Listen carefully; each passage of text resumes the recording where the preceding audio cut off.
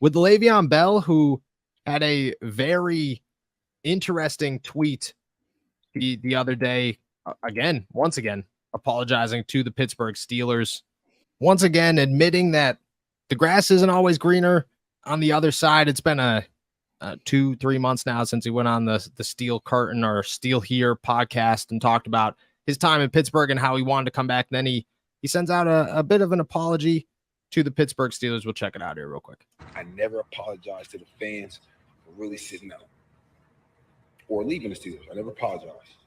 So I'm going to say I apologize for leaving the best damn fans there is in this damn world. I shouldn't have left. I apologize. I should never have left. I apologize. That's my fault. That's on me. I never apologize to the fans. Never apologized to the fans. Had to apologize to the fans. Shouldn't have never left. That's on me.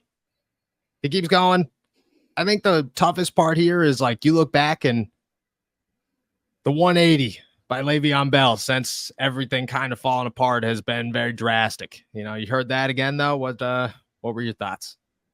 Yeah, I mean, I think it's just, I don't know. I think ultimately it's just sad how things ended. Like for everyone involved. Like, I get it. Le'Veon got his money. The Steelers moved on. I guess they found capable replacements, and everyone just kind of, moved on. But I don't know. He was a really good player. I remember at the time thinking, yeah, he's doing the right thing. Like he's got to go get his money. Like, this careers in the NFL, especially for running backs, are pretty fleeting. Like he didn't owe the Steelers anything. Like this is, I think he made the right move at the time, but still, it's just like there was so much potential, on that team. If he was more willing to come back to the Steelers, if he was willing to play again, if he was on that team and AB and Ben and him stick together, they probably could have done some special things. But yeah, it's just like, and it's just, I think, sad just to see him have to like kind of, I guess, eat crow. I don't know if that's the right term for it, but just express his regrets and like show those regrets and acknowledge them. That's just a sad way for a good player to go out. And I think I don't know. I think between the potential lost and just, how bitter the ending was for him in Pittsburgh, that sucks. Like that, I don't think anyone enjoyed. Like I don't even see like Steelers fans like relishing seeing Le'Veon like leave the league. I think it was just ultimately sad for everyone.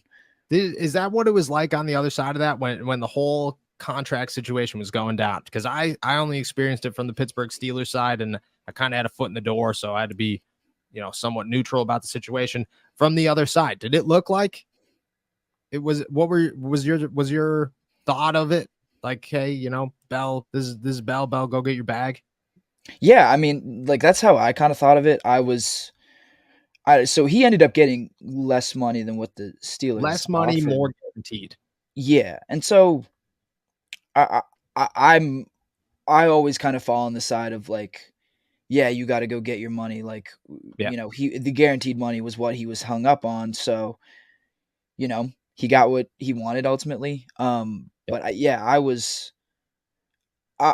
kind of on Bell's side, I guess you could say. Like I thought he made the right move for himself. I thought that was what he should have done, and that's what he did. Hindsight is 2020. Like who knows how it would have shaken out if he had stayed with the Steelers. But yeah, I also did at the time have there's a guy I knew from high school who was a big Steelers fan, and he was so bitter about it. Like he was so mad at Bell for like wanting to leave and like kind of holding the Steelers over a barrel a little bit. And I don't know.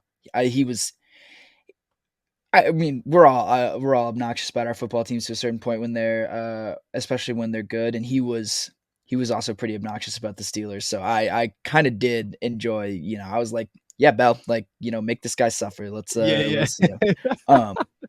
get your bag. I agree with that though. Like I'm always on the side of the players getting paid. I think that your NFL lifespan is already super short and you've put your body at risk enough. Go get your money. Being on the inside, it's interesting for you to say that because every Steelers fan was exactly like the kid that you knew. It was, this guy stinks. I can't believe he's doing this. What a selfish individual. Now that I'm removed from the situation, I will say this. I don't think Bell was selfish in the fact that he wanted to reset the market. I think that was a smart decision. I think it was the beginning of the downfall of a running back in the NFL, and he wanted to put that on himself and kind of ramp that back up, and I appreciate that, and I think that that's should be respected. I think everything that he did that went along with that, he was too extreme. He took the I'm not a remove all of your pictures from social media guy to say that I want a contract extension. I think that that's ridiculous. Like I don't understand that. I never like when Kyler Murray did it and everybody was like, "Oh my gosh, he's done." And then it was like, "No, this is a tactic to just get an extension." I'm like, "Why? Like what is the message here?" That can't be said to anybody in a meeting privately. Bell went way beyond that. Like he dropped a whole album dissing the Steelers, dissing everybody else. He called himself, he made it very well known that he believed that the city of Pittsburgh made him a villain and that he did not make himself a villain. And I think he did make himself a villain. I think that he took those steps too. And my thing is, if he went about it just quietly, or loud enough that other teams wanted to pay him, but it wasn't a controversial situation outside of, like what Saquon Barkley and Josh Jacobs are going through right now. Like at some point, both of these guys will get a boatload of money. It might not be with the teams that they're currently on, but they'll get paid, at least Saquon, I believe. And that could have been Le'Veon Bell in an easier situation because the running back market was still valued a little bit more.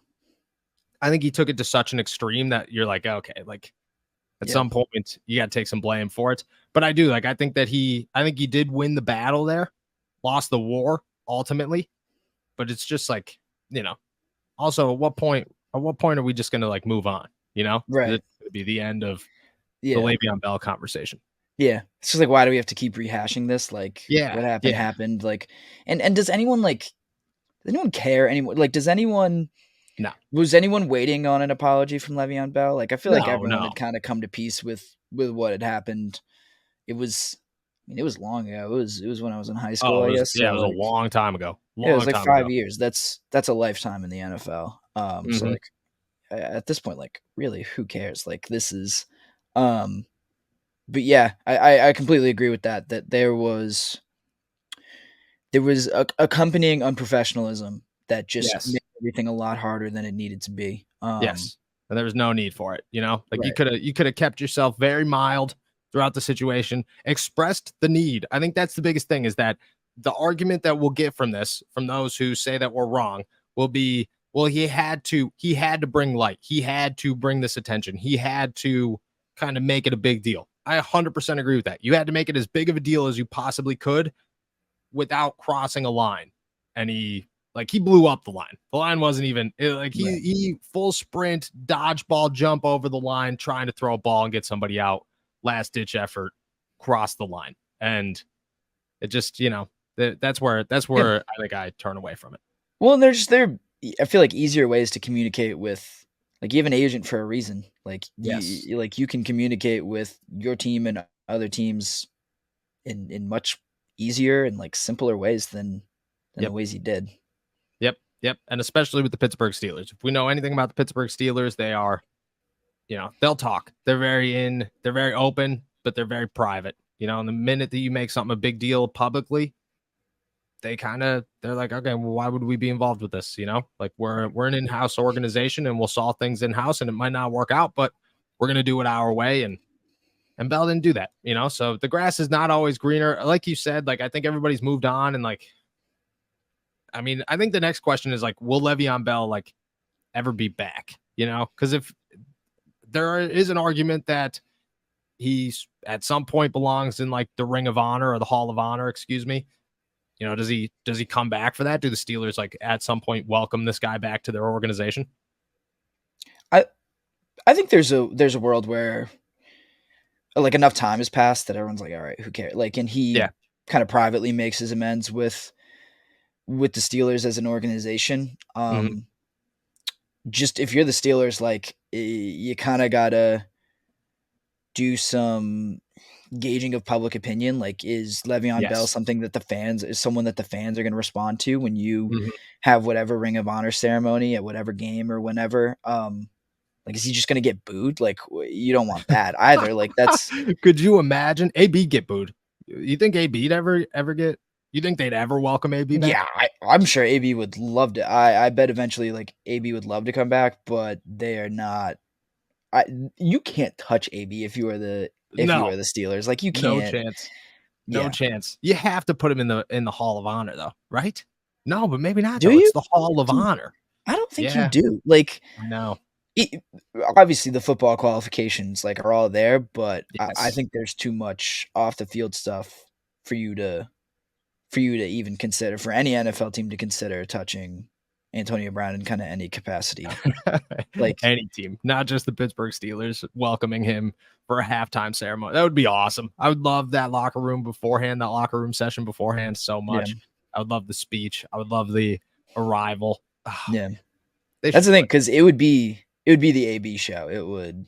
Oh gosh, yeah. It would Yeah. be wild. Wild. He'd definitely take a jab at whoever the current wide receivers are. Be like, Yeah. I'm just saying, man, like I would probably go out there and still play better than these guys. Like, and it would be so Yeah. awesome.